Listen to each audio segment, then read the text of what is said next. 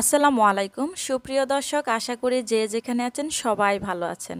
Simple একটি recipe নিয়ে হাজির হয়ে গেলাম। আজকের রেসিপি এখন আমি বলবো না, আপনারা দেখে দেখে বুঝবেন আমি আজকে কি সিম্পল রেসিপি নিয়ে হাজির হয়েছি।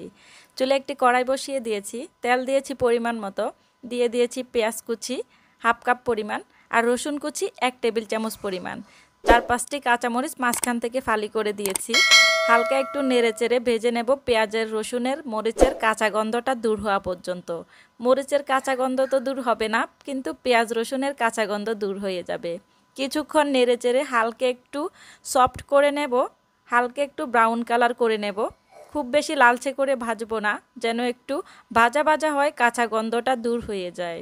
গল্প করতে করতে সিম্পল একটা রেসিপি নিয়ে হাজির হয়ে গেলাম। ভিডিওটি শুরু থেকে শেষ পর্যন্ত দেখার অনুরোধ রইল। এখন দিয়ে দেব হাফ কাপ পরিমাণ কুচো চিংড়ি। আগে থেকে ধুয়ে কেটে পরিষ্কার করে রাখা চিংড়ি মাছগুলো দিয়ে দেওয়ার পর নেড়ে চেড়ে চিংড়ি মাছগুলোকে তেলের সঙ্গে ভেজে নেব, যেন খুব সুন্দর একটা ঘ্রাণ আসে। অপেক্ষা করব চিংড়ি মাছগুলো হালকা লালচে হওয়ার আগ পর্যন্ত। সামান্য পরিমাণ হলুদ গুঁড়ি দিয়েছি 1/4 চা চামচ, 1 চামচের 4 ভাগের 1 ভাগ চা চামচের দিয়ে নেড়ে চেড়ে দিয়েছি খুব সুন্দর একটা কালারের জন্য। দিয়ে দেব লবণ। লবণের পরিমাণটা স্বাদ মতো দেব, খুব বেশি লবণ কোনো তরকারিতে খেতে ভালো লাগে না। এখন খুব ভালোভাবে নেড়েচেড়ে দেব।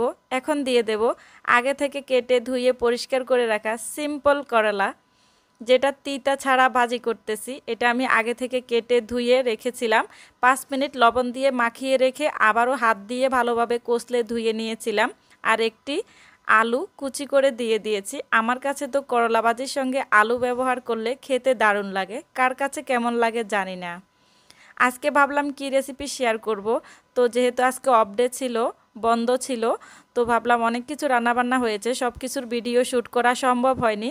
সিম্পল এই রেসিপিটা সবার শেষে করেছি, তাই এই রেসিপিটাই শ্যুট করে আপনাদের সঙ্গে শেয়ার করতেছি।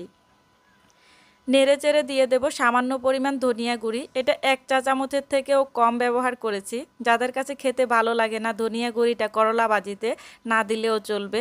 আমি খুব সুন্দর একটা ফ্লেভারের জন্য ব্যবহার করেছি। আবারও নেড়েচেড়ে দেব। এখন নেড়েচেড়ে ভাজতে ভাজতে যে যেরকম খেতে পছন্দ করেন আপনারা আপনাদের পছন্দ অনুযায়ী লালচে করে ভেজে নিতে পারেন। আমি তো একটু কাঁচা কাঁচা কচকচা খেতে পছন্দ করি। খুব বেশি লালচে করলে, করকরা ভাজি করলে আমার কাছে খেতে ভালো লাগে না।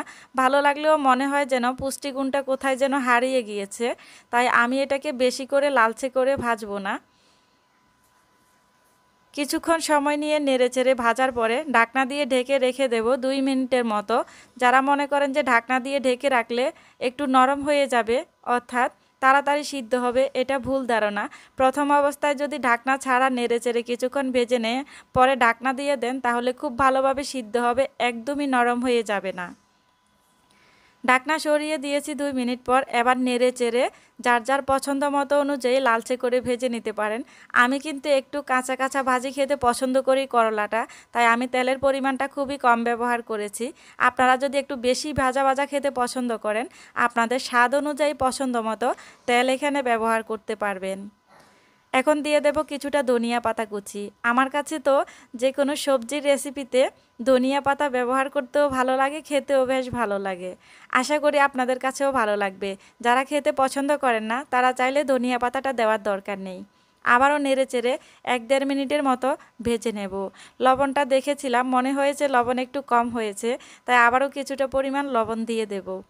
অবশ্যই প্রতিটি রান্নার পরে সবাইকে খাওয়ানোর আগে লবণটা নিজে দেখে নেবেন, না হলে কিন্তু সবাই খেতে বসে আপনাদেরকে বকাঝকা করবে, সেটা এসে আমার উপর পড়বে। তো চেষ্টা করবেন প্রতিটি রান্নার টেস্টটা নিজে একটু চেক করে নেওয়ার জন্য, যেন ব্যালেন্সটা ঠিকঠাক আছে কিনা দেখবেন। রান্নাটা কমপ্লিট হয়ে গিয়েছে। আমি একটু আগেই বলেছি কচকচা খেতে পছন্দ করি, খুব বেশি কড়াবাজি করিনি। নেড়ে চেড়ে পরিবেশন করে দেখিয়ে দিলাম সিম্পল এই করলা ভাজির রেসিপিটা। আশা করি ভালো লেগেছে। ভুল ত্রুটি হলে ক্ষমা সুন্দর দৃষ্টিতে দেখবেন, বাসায় ট্রাই করবেন। আল্লাহ হাফেজ, ভালো থাকবেন। আসসালামু আলাইকুম।